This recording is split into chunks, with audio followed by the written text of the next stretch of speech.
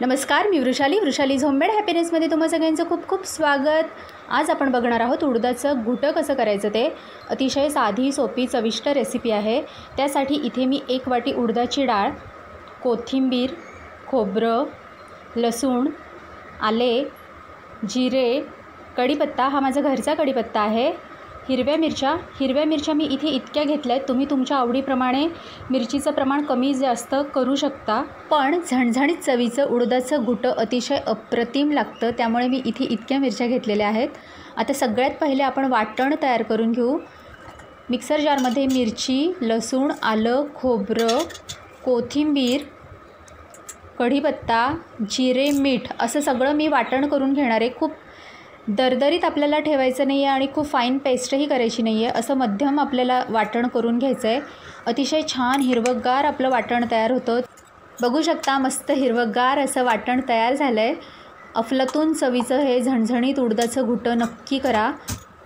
डाळ आता गुलाबी रंगावर भाजून घ्यायची, हलकीशी भाजायची आहे, खूप जास्त भाजायची नाही आहे। गुलाबी रंग यायला लागतो तेव्हा लगेचच गॅसची फ्लेम आपल्याला ऑफ करायची आहे। डाळ भाजली म्हणजे ती हलकी होते आणि शिजल्यानंतर चिकट होत नाही। इथे इतकी गुलाबीसर मी डाळ भाजून घेतली आहे। आता ही स्वच्छ 2 ते 3 पाण्याने धुवून घ्यायची, जितकी सालं त्याची निघून जातील तितकी जाऊ द्यायची। डाळ आता आपल्याला 25 ते 30 मिनिट भिजत ठेवायची आहे। त्यात मी हळद, हिंग, थोडंसं तेल ह्यासाठी की जेव्हा आपण कुकरमध्ये डाळ शिजवतो तेव्हा त्यातनं पाणी अजिबात बाहेर येत नाही। बघू शकता इथे तुम्ही डाळ आपली छान भिजली आहे, तर शिजण्यासाठी ठेवली आहे, तर एक कणही पाणी त्यातून बाहेर येत नाही आहे। तेल टाकल्यामुळे हा फायदा होतो, त्यामुळे डाळ शिजताना नेहमी थोडंसं तरी तेल टाकायचंच। 6 ते 7 शिट्ट्या करून घ्यायच्या। उडदाची डाळ शिजायला जास्ती वेळ लागतो, त्यामुळे 6 ते 7 शिट्ट्या करायच्या। छान मऊसूत डाळ शिजली आहे, ती घोटून घ्यायची। रवीनी, डावानी, ज्यानी घोटायची असेल त्याने घोटू शकता। मस्त मऊसूत डाळ शिजली आहे। खमंग फोडणी करायची, सगळं फोडणीवर असतं। जितकी खमंग फोडणी तितका पदार्थ रुचकर होतो। मोहरी मी घालणार नाही आहे, कढीपत्त्याची पानं, जिरे, लाल मिरच्या मी तुम्हाला दाखवायला विसरले, 2-4 असे लाल मिरच्यांचे तुकडे खमंग होईपर्यंत थोडेसे परतून घ्यायचे, अफलातून चव येते। हिरवं वाटणही आपल्याला छान परतून घ्यायचं आहे ह्यामध्ये 1 ते 2 मिनिट। मिक्सरच्या भांड्यामध्ये मी पाणी घालून ते पाणी ह्यात घातलं आहे।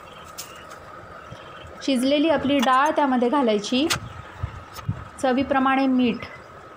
डाळ तुम्ही वाटणामध्ये घालून डावानी घोटून घेऊ शकता, तशीही खूप छान चव येते घुट्याला। आता हे 15 ते 20 मिनिट आपल्याला उकळायचं आहे, म्हणजे त्यातले सगळे फ्लेवर्स त्यात उतरतात। खूप छान सुवास दरवळतो आहे घरभर। जेव्हा तुम्ही कराल तेव्हा तुमच्या लक्षात येईलच। नक्की अशा पद्धतीने एकदा तरी उडदाचं घुटं करून बघा। खूप अप्रतिम चवीचं असं अस्सल चवीचं घुटं तयार होतं।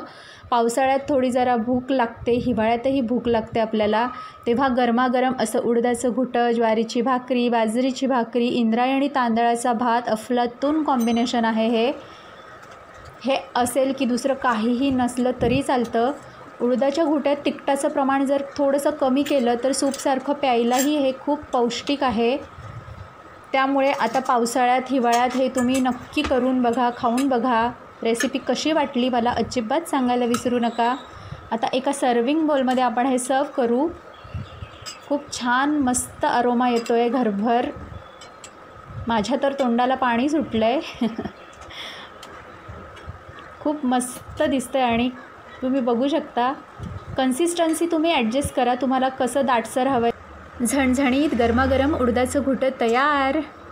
सगळ्यात महत्त्वाचं, व्हिडिओ शेवटपर्यंत बघितलात त्यासाठी खूप खूप धन्यवाद। भेटूया नेक्स्ट रेसिपीत, तोपर्यंत बाय।